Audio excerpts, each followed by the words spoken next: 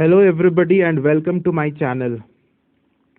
We are studying the second chapter of physics of class 9, motion in one dimension. आज का जो lecture है ये इस चैप्टर का कंक्लूडिंग लेक्चर है, लास्ट लेक्चर है and today's lecture is very very important. So इस क्लास में आज का जो क्लास है, जो लेक्चर है, इसमें तुम्हारा कंसंट्रेशन थ्रू आउट बने रहना चाहिए because we are going to discuss very important questions, graph based theoretical questions that we will discuss. We will discuss more of numerical questions. हम लोग ऑलरेडी बहुत सारा न्यूमेरिकल क्वेश्चंस ग्राफ बेस्ड और बिना non graph based questions देख चुके हैं. Still we will discuss more questions today because जितना ज्यादा क्वेश्चंस हम करेंगे उतना ज्यादा हम अच्छे से प्रिपेयर हो पाएंगे. और तीसरा, हम आज का very important questions from ICSE Council's question paper. We all know that this time यानी 2020 में क्लास 9th का फाइनल एग्जाम का क्वेश्चन पेपर काउंसिल से भेजा गया था. ठीक है, आई होप ये तुम लोग सब कोई जानते हो कि ऐसा पहली बार हुआ कि काउंसिल ने क्वेश्चन पेपर भेजा क्लास 9 का फाइनल एग्जाम्स के लिए. सारे आईसीएसई स्कूल्स ने उसी क्वेश्चन पेपर से अपना फाइनल एग्जाम कंडक्ट किया था. तो उसी क्वेश्चन पेपर, जो फिजिक्स सब्जेक्ट का क्वेश्चन पेपर है, उस क्वेश्चन पेपर को आज हम स्टडी करेंगे और चैप्टर 2 से जितने भी क्वेश्चंस पूछे गए हैं सबको हम स्टडी करेंगे. So without wasting any time let us move to today's class. Okay, now first thing that we are going to study, we will discuss a few questions. Before discussing the question paper we will see some important questions before we enter into that question paper part. ठीक है, ये जो questions अभी हम करने वाले हैं ये तुम्हारे क्वेश्चन पेपर में नहीं पूछा गया है, लेकिन they are very important questions. So इन्हें पहले हम डिस्कस कर लेते हैं, then we will move to the question paper. First question, draw the graph of displacement against square of time for a body under free fall. बड़ा important question है और समझो क्या बनाना है तुम्हें ग्राफ बनाना है displacement against square of time. Time square, not time. देखो time square लिखा हुआ है, तो एक एक्सिस में तुम्हारा डिस्प्लेसमेंट होना चाहिए यानी वाई एक्सिस पे, और तुम्हारा एक्स एक्सिस में क्या होना चाहिए, टाइम स्क्वायर यानी स्क्वायर ऑफ टाइम. यूनिट क्या होगा, सेकेंड स्क्वायर. इसलिए ब्रैकेट में हमने सेकेंड स्क्वायर लिख दिया. तो इसका ग्राफ तुम्हें बनाना है. नाउ याद करो कि मैंने तुम्हें बताया था कि फ्री फॉलिंग केस में, ये फ्री फॉल का केस है, देखो क्वेश्चन में लिख दिया for a body under free fall. तो फ्री फॉलिंग के केस में मैंने बताया था कि displacement is directly proportional to the square of time. याद है तुमको, ये मैंने बताया था. यानी अगर हम डिस्प्लेसमेंट और टाइम स्क्वायर को प्लॉट करेंगे तो ये एक लीनियर रिलेशन आएगा. मैं क्या बताया था कि डिस्प्लेसमेंट और टाइम के बीच एक्सपोनेंशियल रिलेशन है. डिस्प्लेसमेंट और टाइम के बीच एक्सपोनेंशियल रिलेशन है. I have told you this thing, I hope it is very clear, you remember it very well. Last class में बताया था शायद मैं, या फिर I don't know which number of lecture, but I have definitely discussed. Okay, so displacement and time का अगर हम ग्राफ प्लॉट करेंगे for a body under free fall तो वो इस तरह का एक्सपोनेंशियल कर्व आएगा. लेकिन यहां पे पूछा है डिस्प्लेसमेंट और टाइम स्क्वायर का, तो उस केस में एक्सपोनेंशियल ग्राफ नहीं आएगा. उस केस में क्या आएगा, लीनियर ग्राफ आएगा, because displacement is directly proportional to square of time. तो ये बहुत ध्यान तुम्हें रखना है कि डिस्प्लेसमेंट अगेंस्ट टाइम बनाने बोला है या डिस्प्लेसमेंट अगेंस्ट टाइम स्क्वायर बनाने बोला है. अगर डिस्प्लेसमेंट अगेंस्ट टाइम बनाने बोल रहा है for a body under free fall तो तुम्हारा एक्सपोनेंशियल ग्राफ बनेगा, और अगर डिस्प्लेसमेंट अगेंस्ट टाइम स्क्वायर बनाने बोल रहा है for a body under free fall, तुम्हें इस तरह का जो आंसर दिया हुआ है लीनियर ग्राफ बनेगा. I hope this is very clear to you and you will be careful in your exam. ठीक है, तो ये जो ग्राफ बना हुआ है तुम्हारे सामने, इस ग्राफ को कॉपी कर लो. एक स्ट्रेट लाइन ग्राफ है जो रेड लाइन से शो किया गया है, that is your graph. Okay, no doubt to you, very clear. Moving to the next question, draw velocity time graph for a body under free fall. अब फिर से free fall के case का question है कि बॉडी फ्री फॉलिंग हो रहा है, उसका वेलोसिटी टाइम ग्राफ बनाइए. तो याद करो, मैं तुम्हें बताया था कि बॉडी जब फ्री फॉल होता है, बॉडी में जब फ्री फॉल होता है उसमें कांस्टेंट एक्सेलरेशन होता है, यानी उसमें यूनिफॉर्म एक्सेलरेशन होता है. यूनिफॉर्म एक्सेलरेशन कितना होता है, जिसे हम जी से डिनोट करते हैं, एक्सेलरेशन ड्यू टू ग्रेविटी, कितना होता है, 9.8 metre per second square. This also I have discussed in one of the previous lectures. I remember very well and I hope you also remember. Now this acceleration due to gravity का जो value है ये constant है, यानी uniform acceleration का graph मुझे actually बनाना है. मुझे velocity time graph बनाना है for which case? For uniform acceleration. यही चीज इसका आंसर होगा। तो मैंने सिंपल सा क्या बना दिया है, velocity time graph for a body under uniform acceleration. तो यूनिफॉर्म एक्सेलरेशन ग्राफ ऐसा होता है, I hope you remember it, we have started it. तो यानी यही आंसर है हमारा बॉडी अंडर फ्री फॉल का वेलोसिटी टाइम ग्राफ का। I hope this is very clear to you. Moving to the next question for today. A train travels, now this is a numerical question. This numerical question I have picked up from your exercise, the last exercise given in your book for the second chapter. तो बहुत important question है, इस तरह का question हमारे exam में बिल्कुल बिल्कुल पूछा जा सकता है। A train travels with a speed of 60 kilometre per hour from station A to station B and then comes back with speed of 80 kilometre per hour from station B to station A. यानी train है, train का speed कितना है, 60 kilometre per our. कब? जब वो ए station से B station में जा रही है। तो दो स्टेशन है ए और बी, वो ए से बी जब जा रहा है ट्रेन तो उसका स्पीड कितना है, 60 किलोमीटर पर आवर। और उसके बाद फिर वापस वो बी से ए आ जाती है ट्रेन, और उस समय उसकी स्पीड कितनी रहती है, 80 किलोमीटर पर आवर। यानी जाने के समय उसका स्पीड 60 किलोमीटर पर आवर और आने के टाइम उसका speed 80 kilometre per hour. Okay, now we have to find the average speed. Average speed निकालना है। एवरेज स्पीड का फॉर्मूला क्या होता है, total distance by total time. I hope इसमें कोई डाउट नहीं है। मैं जब तुम्हें डिस्टेंस, स्पीड, ये सब टॉपिक्स पढ़ा रहा था प्रीवियस लेक्चर में, उसमें मैंने क्लियर, बहुत ही ज्यादा मैंने डिटेल में बताया था कि एवरेज स्पीड क्या होता है। उसमें इस फॉर्मूला को भी हमने डिस्कस किया था। Total distance by total time is known as speed. ठीक है, now what we have done, total distance को मान लो कि ए से बी जाने का डिस्टेंस मान लो एस है, और फिर वो बी से ए आया। इसका मतलब टोटल डिस्टेंस कितना बॉडी ने ट्रैवल किया, ए से बी जाने के क्रम में एस डिस्टेंस ट्रैवल हुआ, और फिर बी से ए आने के क्रम में फिर से एस डिस्टेंस ट्रैवल किया।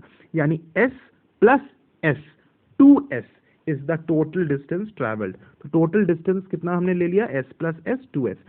तो टोटल डिस्टेंस तो हमने 2s ले लिया। अब टोटल टाइम को निकालना है। तो जाने के समय उसका टाइम कितना होगा, कैसे निकालेंगे? देखो यहां पे टोटल टाइम को कैसे निकाला गया है, s/60 प्लस s/80। तो s/60 प्लस s/80 क्यों किया है? देखो s/60 है क्या, s is the distance while going. जाने के टाइम इसका कितना डिस्टेंस है, s डिस्टेंस है, और जाने के टाइम इसका स्पीड कितना है, 60 किलोमीटर पर आवर है। यानी s/60 is what, distance by time, sorry distance by speed. तो डिस्टेंस बाय स्पीड करेंगे तो कितना आ जाएगा, हमारा टाइम आ जाएगा। That means this is the time, s/60 is the time while going. और फिर हमने उसको ऐड किया s/80 से। तो s/80 क्यों किया, क्योंकि s is the distance while coming back and 80 is the speed while coming back. तो distance by speed is time. यानी this first is the time while going plus second is s/80 is time taken while returning. तो time taken while going plus time taken while returning को add किया तो हमारा total time आ गया। That means s/60 plus s/80 is total time. उसको solve करेंगे तो हमारा आ जाएगा 140s/4800 second. I hope you are not confuse between this s and this s। तो पहला ये जो s है, जो तुम्हारा 140s/4800 है, that s is distance, and यहाँ पे जो s है दैट इज सेकेंड। तो कंफ्यूज मत करना, और कंफ्यूजन हो रहा हो तो तुम दूसरा वेरिएबल ले लेना। Instead of taking s you take x, that will create no confusion.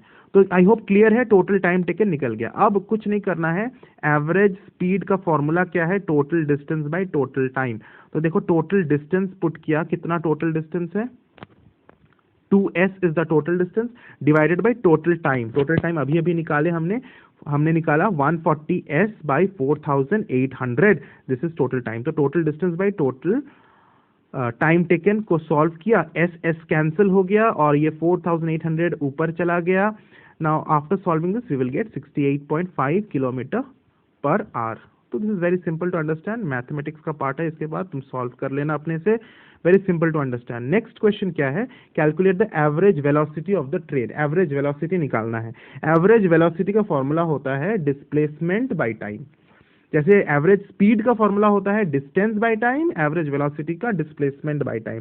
तो डिस्प्लेसमेंट कितना होगा बॉडी का, देखो वेरी सिंपल है। बॉडी अपने ओरिजिनल जगह में वापस आ गया, ए से स्टार्ट हुआ था, बी गया, फिर वापस ए पर आ गया, यानी it has reached its initial position, तो डिस्प्लेसमेंट जीरो होगा, यानी zero divided by time taken, that is zero only, तो average velocity will come to zero. This is very simple to understand. Next question. A car travels with a uniform velocity of 25 metre per second. Car का uniform velocity यानी constant velocity कितना है? 25 metre per second for 5 seconds. 5 second के लिए बस वो uniform velocity से चलता है. उसके बाद 5 सेकेंड बाद क्या होता है? The brakes are then applied. Brakes लगा दिया जाता है and the car is uniformly retarded. Car में क्या आता है? रिटार्डेशन आता है, यूनिफॉर्म रिटार्डेशन आता है एंड कम्स टू रेस्ट, यानी कार का फाइनल वेलोसिटी जीरो हो जाता है, वो रेस्ट में आ जाता है इन फर्दर 10 सेकेंड्स, यानी अगला 10 सेकेंड्स में वो रेस्ट में आ जाता है. यानी पहला 5 सेकेंड कांस्टेंट वेलोसिटी से चलता है, उसके बाद फर्दर 10 सेकेंड्स, यानी टोटल 15वां सेकेंड में 5 + 10 15th सेकेंड में वो रेस्ट में आ जाता है. I hope it is clear. Find the distance which the car travels before the brakes are applied. Brakes लगने के पहले, यानी पहला 5 सेकेंड के दौरान, तब ब्रेक नहीं लगा था, ब्रेक लगने के पहले कार कितना डिस्टेंस ट्रैवल करता है, ये मुझे निकालना है. तो वेरी सिंपल है, डिस्टेंस मुझे निकालना है. डिस्टेंस का फॉर्मूला क्या होता है? डिस्टेंस का फॉर्मूला होता है स्पीड इनटू टाइम. तो ये फॉर्मूला बहुत सिंपल है, सबको पता है. Distance is speed into time. Speed कितना है बॉडी का? 25 मीटर पर सेकेंड, और कितना टाइम था ब्रेक लगने के पहले? कितना टाइम था? 5 सेकेंड. तो 25 मीटर पर सेकेंड और 5 सेकेंड को हमने क्या किया? मल्टीप्लाई कर दिया, speed into time, and we have got 125 metre. That is the distance travelled before the brakes are applied, यानी ड्यूरिंग द फर्स्ट 5 सेकेंड्स. उसके बाद क्या निकालना है? पार्ट 2. Calculate the retardation. मुझे रिटार्डेशन निकालना है. रिटार्डेशन का फॉर्मूला क्या होता है? वही एक्सेलरेशन का फॉर्मूला ही होता है, final velocity minus initial velocity bye time taken, यानी v minus you by T. ठीक है. आई होप दिस फॉर्मूला पूरी अच्छी तरह से तुम्हें याद हो चुका है. फाइनल वेलोसिटी बॉडी का कितना होगा? जीरो, क्योंकि बॉडी रेस्ट में आ गया. इनिशियल वेलोसिटी कितना था? 25 मीटर पर सेकेंड. और टाइम टेकन हम यहाँ कितना लेंगे? 15 सेकेंड्स हमने लिया. क्यों? क्योंकि पहले का 5 सेकेंड, फिर अगला फर्दर 10 सेकेंड्स, तो टोटल 15वां सेकेंड में वो रेस्ट में आ गया, इसीलिए हमने 15 सेकेंड्स टाइम को लिया. यहाँ पे तुम्हें केयरफुल रहना है. इसको सॉल्व करेंगे तो -25/15 will come -2.5 metre per second square. Very simple to understand. उसके बाद क्या है? Third question.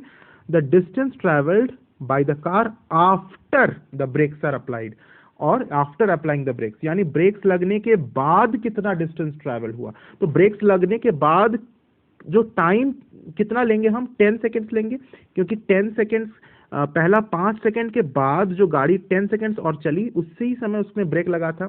Okay, so we will not take the first 5 seconds into consideration, because we have to calculate the distance after applying the brakes, यानी time हम 10 second लेंगे. अब देखो very simple, हम कौन से इक्वेशन यूज करेंगे? v square minus u square equals to 2as. v का वैल्यू कितना? फाइनल वेलोसिटी कितना? 0, यानी 0 स्क्वायर माइनस यू स्क्वायर यानी -25 square equals to 2as. 2a का वैल्यू कितना लिया हमने? -2.5, क्योंकि एक्सेलरेशन कितना आया हमारा? -2.5. अभी हमने कैलकुलेट भी किया था, यानी साइन के साथ हम एक्सेलरेशन ले लेंगे, और s यानी डिस्टेंस जो ट्रैवल हुआ, s डैश हमने ले लिया. उसको जब हमने सॉल्व किया, s डैश का वैल्यू कितना आया? 125 मीटर हमारा आ गया. I hope this is very very clear to you.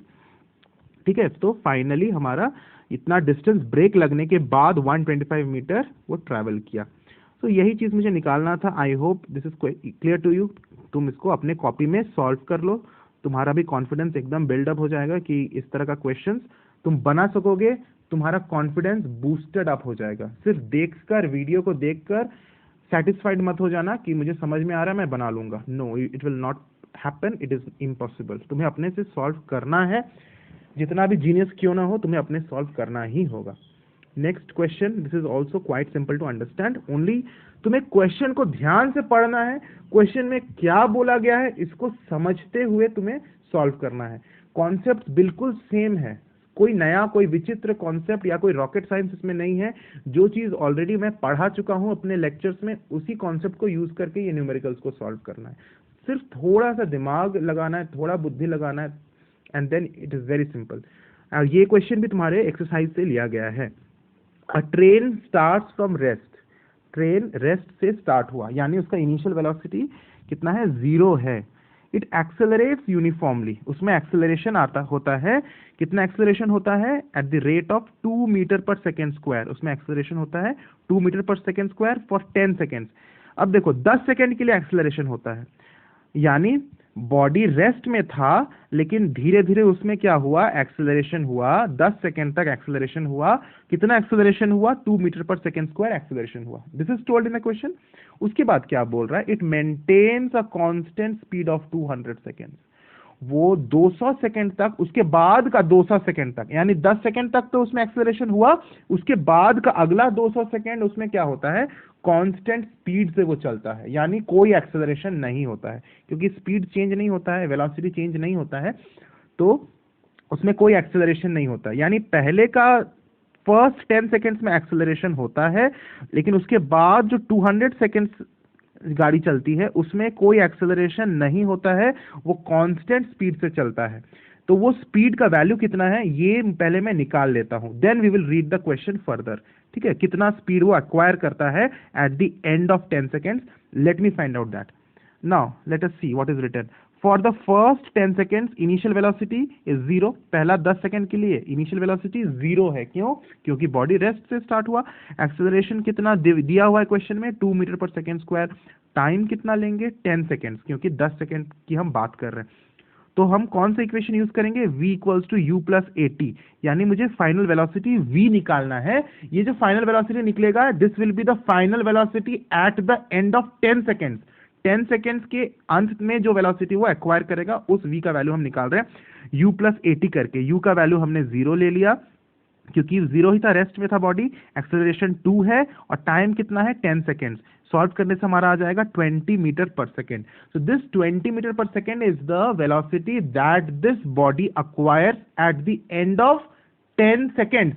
अब ये जो 20 मीटर पर सेकेंड उसका वेलोसिटी हुआ, इस वेलोसिटी को वो मेंटेन करता है कितने और समय के लिए, अगला 200 सेकेंड तक के लिए वो इसी वेलोसिटी से वो चलते रहता है, because it is said in the question it maintains the constant speed for 200 seconds. वो अगला 200 सेकेंड इसी स्पीड से चलता है। यहां पे इस क्वेश्चन में हमने स्पीड और वेलोसिटी को इंटरचेंजेबली यूज किया है। हमने स्पीड और वेलोसिटी को सेम मीनिंग में यूज किया है, क्योंकि हमने ये एज्यूम किया है कि बॉडी यानी ये ट्रेन एक पर्टिकुलर डायरेक्शन में ही ट्रैवल कर रही है, उसका डायरेक्शन चेंज नहीं हो रहा है, तो उसका जो स्पीड होगा वही उसका वेलोसिटी होगा। तो that is the concept here. Now फिर क्वेश्चन को आगे पढ़ते हैं। Okay, the brakes are then applied. अब 200 सेकेंड तक वो कांस्टेंट स्पीड से चला, उसके बाद क्या हुआ, ब्रेक्स लगाया गया, brakes are applied and the train is uniformly retarded.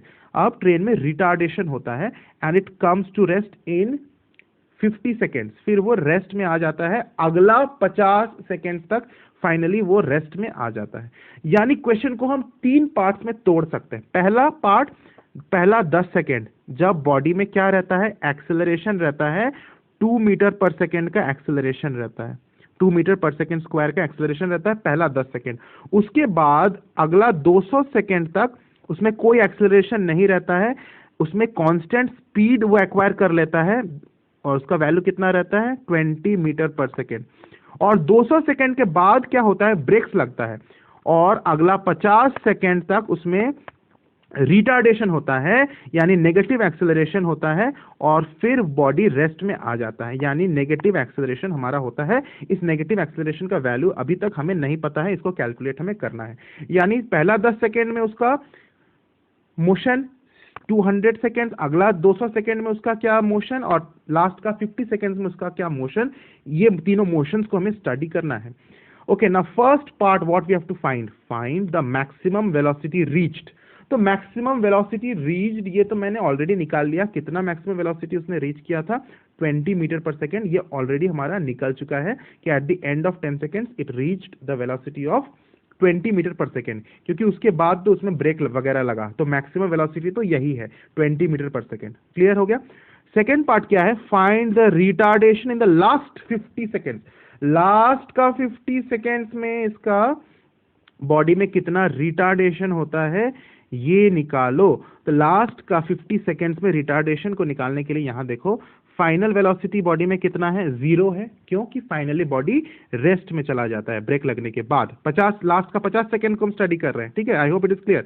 और इनिशियल वेलोसिटी कितना लेंगे अब हम, 20 मीटर पर सेकेंड लेंगे, क्योंकि हम लास्ट का 50 सेकेंड्स को हम स्टडी कर रहे हैं। तो लास्ट का 50 सेकेंड्स में बॉडी का इनिशियल वेलोसिटी कितना था, 20 मीटर पर सेकेंड था। उसके बाद उसमें ब्रेक्स लगा और फाइनली वो 0 आ गया, 0 उसका वेलोसिटी हो गया। इसलिए इनिशियल वेलोसिटी हम 20 मीटर पर सेकेंड लेंगे। थोड़ा दिमाग को यूज करो और तुम्हें समझ में आ जाएगा क्यों हमने initial velocity 20 metre per second लिया, ठीक है। अब हम एक्सेलरेशन क्या हो जाएगा हमारा, final velocity minus initial velocity divided by time.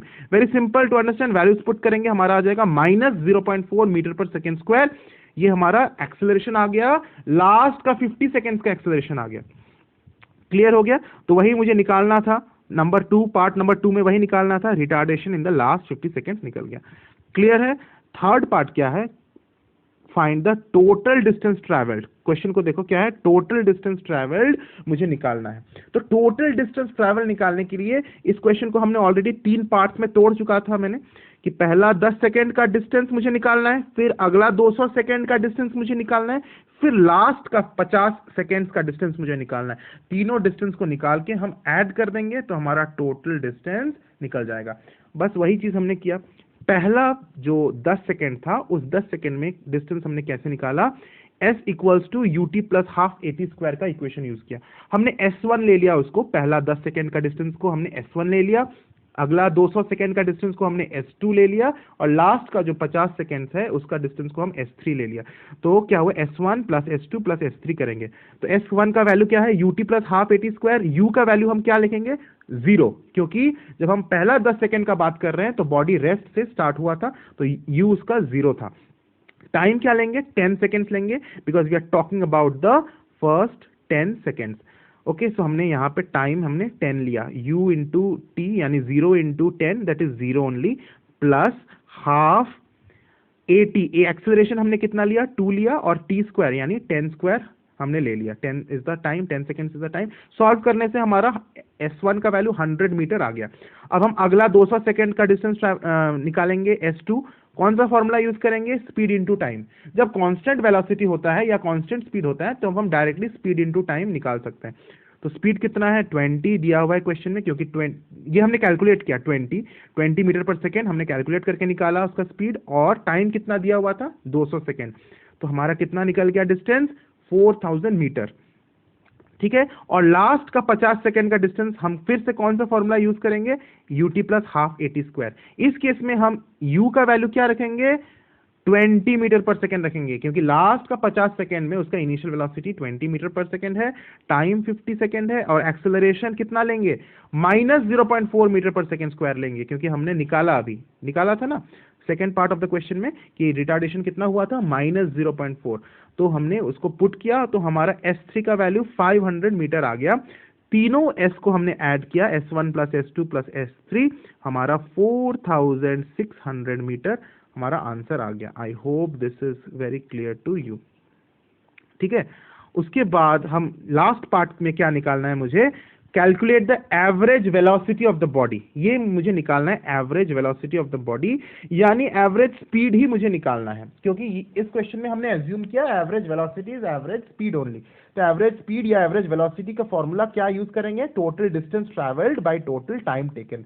Total distance अभी हमने कैलकुलेट किया 4600, और टोटल टाइम कितना होगा, वेरी सिंपल, पहला 10 सेकेंड, फिर 200 सेकेंड, फिर 50 सेकेंड, कितना हो जाएगा, 260 सेकेंड। ये हमारा टोटल टाइम हो गया। तो हमने यहाँ पे पुट किया 4600 plus 260 divided by 260, that will give me 17.69 metre per second. I hope this question is clear. अगर ये क्वेश्चन तुम्हारा क्लियर हो गया तो समझो कि तुम्हारा कॉन्सेप्ट बहुत बहुत बहुत हद तक क्लियर हो गया। तुम डिफिकल्ट से डिफिकल्ट क्वेश्चंस भी तुम कर पाओगे कॉन्फिडेंटली, क्योंकि this type of question is one of the type of questions which is considered to be a little difficult question and concept building question. इस क्वेश्चन में तुम्हारा कॉन्सेप्ट बिल्ड हो जाएगा। ये जो क्वेश्चन अभी हमने डिस्कस किया बहुत इंपॉर्टेंट क्वेश्चन है, वेरी वेरी इंपॉर्टेंट क्वेश्चन। किस पर्पस किस पॉइंट ऑफ व्यू से मैं इंपॉर्टेंट बोल रहा हूं, तुम्हारा कॉन्सेप्ट बिल्ड करने के लिए। तो इस क्वेश्चन को अगर समझ में आ गया तो वेरी वेरी गुड, और अगर थोड़ा डाउट हो रहा है, लग रहा है कि अगर फिर से मैं इसको सुन लूं तो वीडियो को थोड़ा सा फिर से रिवाइंड करके पीछे जाकर इसको फिर से सुन लो, इस क्वेश्चन का तुम्हारा बिंदास क्लियर हो जाएगा, और फिर इसको अपने कॉपी में बना लो। ये मेथड है, फॉलो करो, देखोगे तुम्हारा कितना अच्छा से कॉन्सेप्ट क्लियर हो रहा है। ठीक है, अब हम yes, now we are moving to the questions that have been asked in the council's question paper, ICSE का काउंसिल का क्वेश्चन पेपर को स्टार्ट करने वाले हैं। अब तुमको बड़ा मजा आएगा, क्वेश्चंस देखकर तुमको बहुत आनंद होगा। क्यों आनंद होगा? क्योंकि क्वेश्चंस बहुत इजी पूछे गए थे इस बार, बहुत इजी। तुम्हें लगेगा कि इतना इजी क्वेश्चन पूछेगा, हाँ तो पहली बार पूछा था, क्वेश्चन पेपर आया था पहली बार, तो इस बार बहुत ही इजी ने पूछा, हो सकता है नेक्स्ट टाइम इतना इजी ना पूछे। Now the first question this was asked, okay, now the question numbers जो लिखा हुआ है ये तुम्हारा बोर्ड का क्वेश्चन पेपर का क्वेश्चन नंबर्स नहीं है, लेकिन क्वेश्चंस वही एग्जैक्टली वही क्वेश्चंस है, बस क्वेश्चन नंबर मैंने यहाँ पे अपने हिसाब से मैंने डाल दिया है, but questions I have not changed at all. Now the first question is the motion of a body is represented by the following displacement time graph. किसी भी बॉडी का मोशन इस डिस्प्लेसमेंट ग्राफ से रिप्रेजेंट किया गया है। तुम्हारा question है state the type of motion represent in the graph. तुम मोशन को बताओ कि किस तरह का मोशन है। अरे कितना इजी क्वेश्चन है कि डिस्प्लेसमेंट टाइम ग्राफ अगर इस तरह से रहे, स्ट्रेट लाइन रहे, तो ये कैसा मोशन होता है? यूनिफॉर्म वेलोसिटी का मोशन होता है, क्योंकि equal distances travelled in equal time taken या equal displacement travelled in equal time taken का ग्राफ है। ये तुम्हारा क्या हो जाएगा? यूनिफॉर्म वेलोसिटी का ग्राफ हो जाएगा। तो तुम्हारा आंसर क्या होगा? फर्स्ट पार्ट का आंसर क्या हो जाएगा? The type of motion represented in this graph is uniform velocity या फिर uniform motion. The body is travelling with uniform velocity. इस आंसर को अभी अभी लिख लो अपने कॉपी में, क्योंकि मैंने आंसर नहीं लिखा है, आंसर तुमको लिखना है, मुझे बस डिस्कस करना है, आंसर तुम्हें लिखना है। ठीक है, यूनिफॉर्म वेलोसिटी या फिर यूनिफॉर्म मोशन इसका आंसर होगा। सेकेंड पार्ट क्या है? How can the velocity of the body be determined from the above graph. इस अबव ग्राफ से यानी इस डिस्प्लेसमेंट टाइम ग्राफ से आप वेलोसिटी को कैसे डिटरमाइन कर सकते हैं? तो बहुत सिंपल है, अब तो तुम डेफिनेटली बता दोगे कि if we find the slope of displacement time graph we will be able to find out the velocity of the body. यानी क्या आंसर लिखना है? The velocity of the body can be determined from the above graph by finding the slope of the graph. ये तो clear है कि displacement time graph का slope से हम वेलोसिटी निकाल सकते हैं, तो तुम लिख लेना ये आंसर भी हो गया। Moving to the next question, this question is also very simple. कितना इजी क्वेश्चन पूछा है देखो। A car starting from rest acquires a velocity of 54 kilometre per hour in 20 seconds. तो कार स्टार्टिंग फ्रॉम रेस्ट यानी उसका initial velocity कितना? u कितना? 0। It acquires a velocity of 54 kilometre per hour. उसका final velocity कितना हो जाता है? 54 किलोमीटर पर आवर। लेकिन तुम्हें इसको मीटर पर सेकेंड में कन्वर्ट कर देना है, क्योंकि टाइम क्या बोला है? इन 20 सेकेंड्स। टाइम कितना दिया हुआ है? 20 सेकेंड्स। तो टाइम सेकेंड में दिया हुआ है और वेलोसिटी किलोमीटर पर आवर में दिया हुआ है, तो तुम 54 किलोमीटर पर आवर को किस में कन्वर्ट कर दोगे? मीटर पर सेकेंड में। कैसे कन्वर्ट करोगे?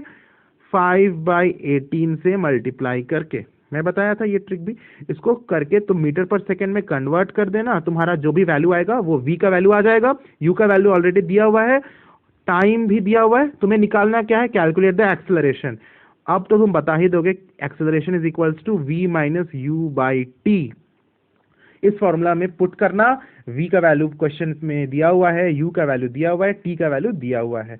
v का वो वाला वैल्यू यूज करना जो तुम मीटर पर सेकेंड में कन्वर्ट करके निकालोगे, u का वैल्यू 0 और टाइम का 20 सेकेंड्स। तो वेरी सिंपल क्वेश्चन है, एक्सेलरेशन तुम्हारा निकल जाएगा।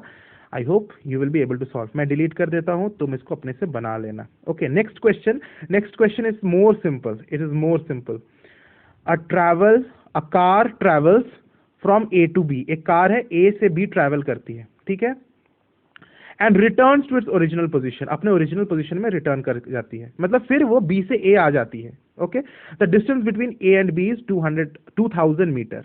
ए से बी का डिस्टेंस कितना है? 2000 मीटर दिया हुआ। Find the total displacement of the car. तुम गाड़ी का टोटल डिस्प्लेसमेंट निकालो। आई थिंक एक भी ऐसा स्टूडेंट नहीं होगा जो इसका आंसर नहीं दे पाएगा। टोटल डिस्प्लेसमेंट कितना होगा बताओ? यस, 0 होगा। क्यों? क्योंकि कार अपने ही ओरिजिनल पोजीशन में रिटर्न कर जा रही है। क्वेश्चन में लिखा हुआ है ना, it returns to its original position, तो इसमें डिस्प्लेसमेंट उसका 0 हो जाएगा। ओके, नेक्स्ट क्वेश्चन क्या है, नेक्स्ट पार्ट क्या है? The car takes 5 minutes. देखो ये अभी जो क्वेश्चन हम पढ़ने वाले हैं, ये क्वेश्चन पढ़ के तुम्हें हंसी आ जाएगा कि इतना इजी क्वेश्चन भी कोई पूछ सकता है बोर्ड्स में, 9 का बोर्ड्स में। तो क्वेश्चन क्या है? A car takes 5 minutes to travel from A to B but takes 8 minutes to travel from B to A. यानी ए से बी जाने में उसको कितना समय लगता है? 5 मिनट लगता है, और फिर वापस बी से ए आने में उसको कितना समय लगता है? 8 मिनट लगता है।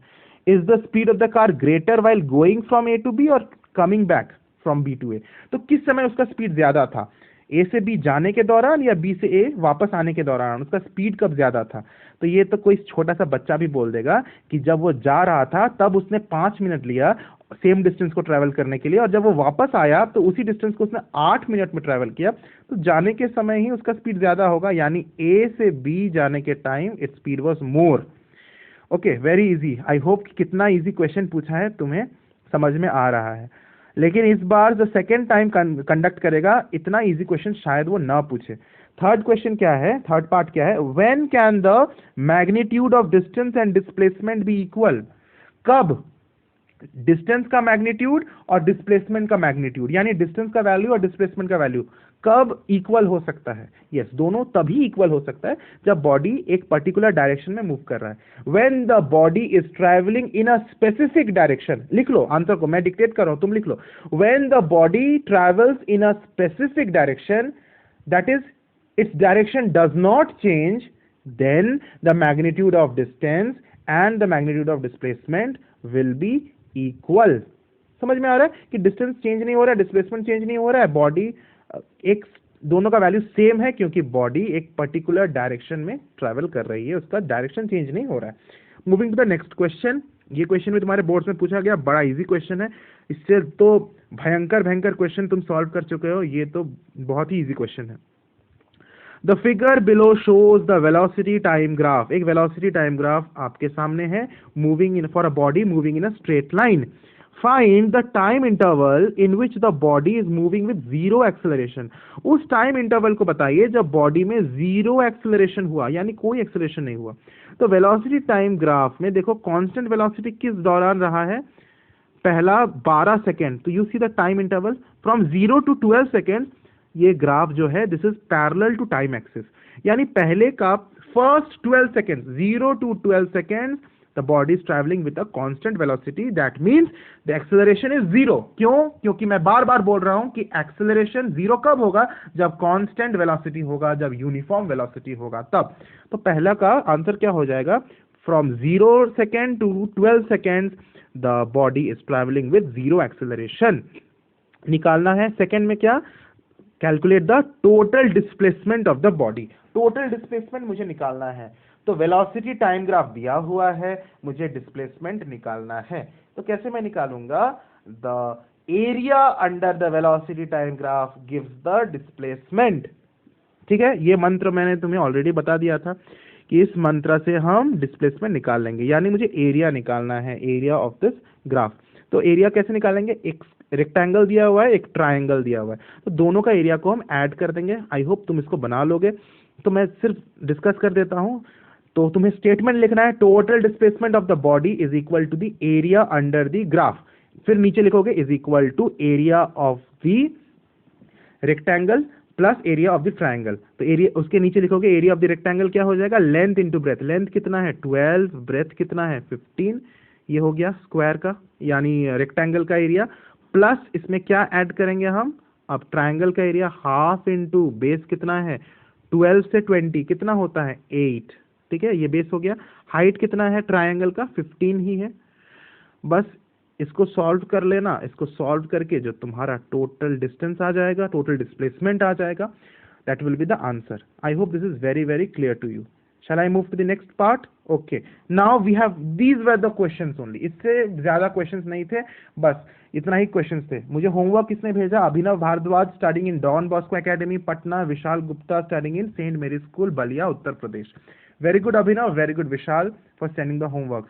Now today's homework is solve all the questions discuss today. आज हमने जितना भी क्वेश्चंस किया, चाहे वो बोर्ड में पूछा गया हो क्वेश्चंस हो, चाहे बोर्ड में नहीं पूछा गया क्वेश्चंस हो, आज हमने बहुत सारे क्वेश्चंस डिस्कस किया। पहले हमने graph based theoretical questions discuss किया, फिर न्यूमेरिकल क्वेश्चंस डिस्कस किया, उसके बाद हमने question paper, ICSE question paper of 2020 को डिस्कस किया। तो सारा क्वेश्चंस बना लेना आज, और बनाने के बाद इसमें भेज देना sunando.devnat@yahoo.com। Till then, stay well, stay at home, and wish you a very very happy day. Thank you for watching. और प्लीज चैनल को सब्सक्राइब कर देना, अगर नहीं किए हो लाइक कर देना इस लेक्चर को, and definitely you share with your friends so that we can grow this channel more fast. Okay, thanks for watching.